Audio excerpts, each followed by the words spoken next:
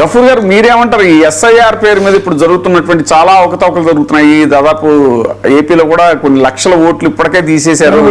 గడువు పెంచారు కదండి, గడువు పెంచిన తర్వాత ఇంకా ఎక్కువ ఓట్లు పోయే అవకాశం ఉంది అని అంటున్నారు. దీని మీద మీ అభిప్రాయం? ఇక్కడ చాలా తెలంగాణలో చాలా ఇంపాక్ట్ ఉంటుంది సార్లో. నా అనుభవం ఏమంటే సార్, మా ఇంటికి వచ్చారు, బిఏలో వచ్చాడు.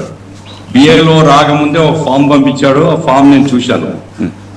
ఆ ఫామ్ లో 2002లో మీ ఓటర్ లిస్టు ఫలాని భాగంలో ఫలాని క్రమ సంఖ్యలో ఉంది అని పైన ఉంది, నా పేరు, ఆ వివరాలు అన్నప్పుడు మళ్ళా నాకు మీ తండ్రి ఎవరు, మీరు ఎక్కడ ఉంటారు, మీకు బంధుత్వం ఏమిటి అని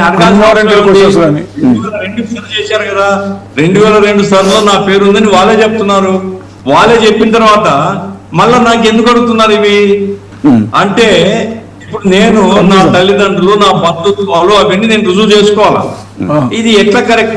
సరే పోరాడతాం, కింద మీద పడతాం, కానీ ఎంతమంది సార్ ప్రజలకు ఈ రోజు జీవన సమస్య పొద్దున్న లేస్తేనే ఏ పనికి పోవాలా, ఎట్లా సంపాదించుకోవాలా, అది ఇచ్చిపెట్టి ఈ సర్వెంట్ ఎవరు తిరుగుతాడండి?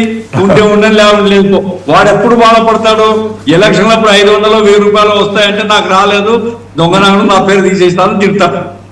కాబట్టి సర్ర అనేటువంటిది సరళతరం చేయాలా, సులభతరం చేయాలా.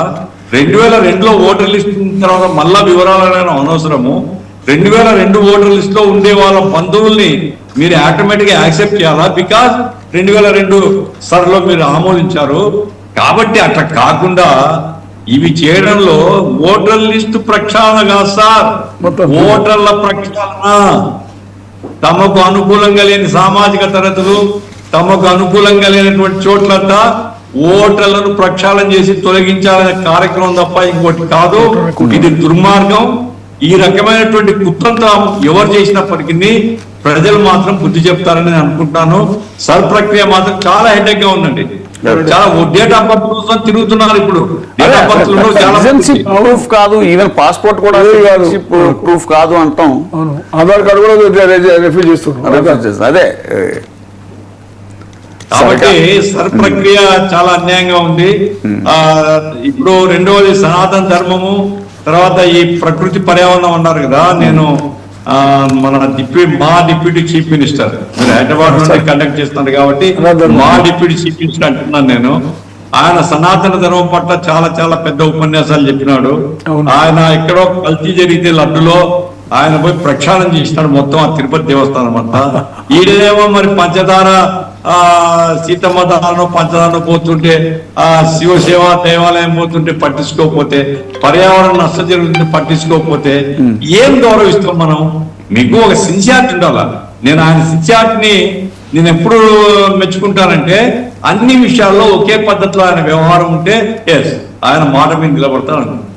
లేదు అంటే సమయానుకూలంగా మాట్లాడటం, మరి అంత అన్యాయం జరుగుతుంటే అక్కడ deputy chief is the in-charge minister for pollution control, environmental development, environment కూడా పర్యావరణం కూడా ఆయనదే శాఖ.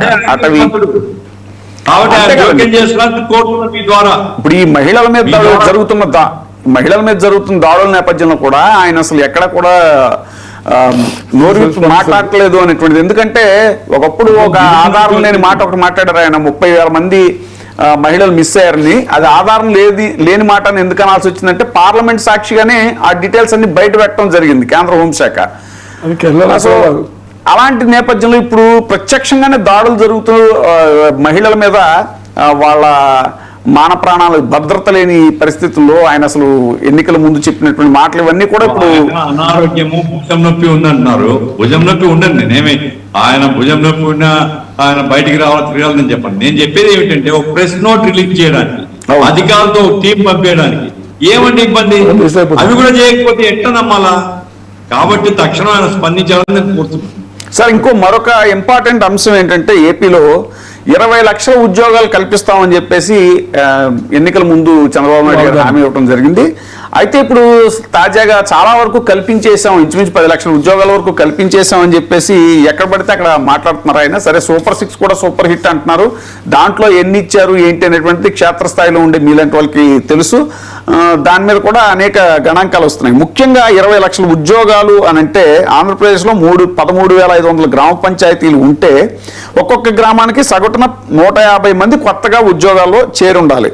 లేదా 15,000 గ్రామ వార్డు సచివాలయాల ఆ లెక్కను చూస్తే ఒక్కో సచివాలయ పరిధిలో సుమారు 130 మందికి ఉపాధి లభించి ఉండాలి. అంటే ఇలాగ 175 అసెంబ్లీ నియోజకవర్గాల ప్రకారం లెక్క పెడితే ఒక్కో నియోజకవర్గంలో సగటున 11,000 మందికి పైగా కొత్త ఉద్యోగ అవకాశాలు కల్పించి ఉండాలి, అంటే వాళ్ళు చెప్తున్న లెక్క ప్రకారం. కానీ ప్రతి గ్రామంలో, ప్రతి మండలంలో, ప్రతి నియోజకవర్గంలో కూడా పరిస్థితి మాత్రం వేరేలా ఉంది. మా ఊర్లో ఎవరికి ఉద్యోగం వచ్చినట్టు మాకు తెలియదు అని వాళ్ళే మాట్లాడుకుంటున్నటువంటి పరిస్థితి. సో ఏంటి మరి, ఎందుకు